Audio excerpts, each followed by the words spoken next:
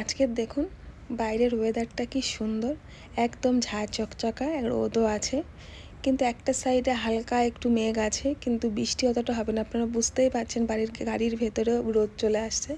Hello, আমি সর্বাণী, আমি থাকি মুম্বাইতে। আজকে চলে এলাম আমার একটা নতুন ব্লগ নিয়ে।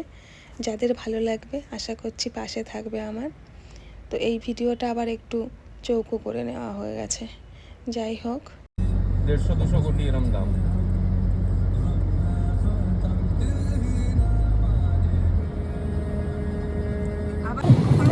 সমুদ্রে নামার কথা কে বলছিল যেন? আমি সাইডে যাবে না, তোমার যা বাচ্চা ও যেখানে সেখানে নেমে পড়ে চেষ্টা করে। তা এখানে কিন্তু নামার কোনো ব্যবস্থা নেই, অনেকটা দূরেই। আর সমুদ্রের খাইটাও অনেক বেশি, মানে নিচু নিচু, অনেক ডিপ, মানে শুরু থেকেই অনেকটা ডিপ, যে কারণে নামাই যায় না ওখানে। তো ওখানে তো নামা যাবে না, বারবার ভাবি মায়না করছি আমি একটু নামবো। তো তারপরে ওখানে তো রোদ ছিল প্রচণ্ড, বেশিক্ষণ দাঁড়াতে পারিনি। তারপরে চলে এসেছি তাজে, হোটেল তাজ। আজকে এখানে একটু আমরা খাওয়া দাওয়া করবো। খাওয়া দাওয়া করে কি বাইরেটা থেকে কি সুন্দর লাগে দেখতে, খুবই সুন্দর, একদম ঝাঁ চকচকা। আর আজকে ওয়েদারটাও এত ভালো ছিল যে কারণে আরও সুন্দর ছিল। এখানে আবার এই সিকিউরিটি বলছে আর ভিডিও করা যাবে না, তো ওখানে ক্যামেরা বন্ধ করে তারপরে আমি ভেতরে এসে ভয়ে ভয়ে আবার ক্যামেরাটা বের করে একটু ভিডিও তুলেছি। কিন্তু এখানে অ্যালাউ করেছিল, এখানে কোনো অসুবিধা নেই ভিডিও করতে, বলেছিল কোনো অসুবিধা নেই। তারপরে সব জিনিসগুলো ঘুরে ঘুরে আমরা দেখছি, আর ভাবি বলছে মা এগুলো কিনে নিয়ে যাওয়া যায় না বাড়িতে, কিন্তু আসলে এগুলো তো কেনার জিনিস নয়, এগুলো বুকিং হয়ে গেছে। আমি এই সামনে ওই যে বাস, পেছনের লাল বাসটা, ওর পাশে একটা হোটেল আছে, ওখানটায় থাকি।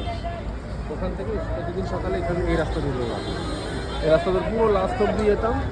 হোটেলের পেছন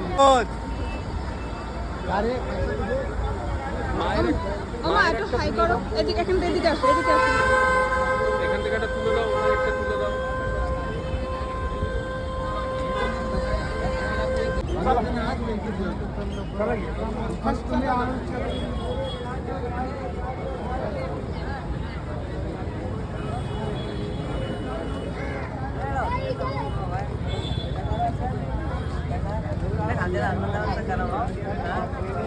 জলের মধ্যে সাঁতার কেটে কেটে এসছে না, একটা ইয়ের মধ্যে করে বোটের, প্রথমে তো জলের নিচ দিয়ে এসছে, তারপরে একটা বোটের মধ্যে করে এসেছে।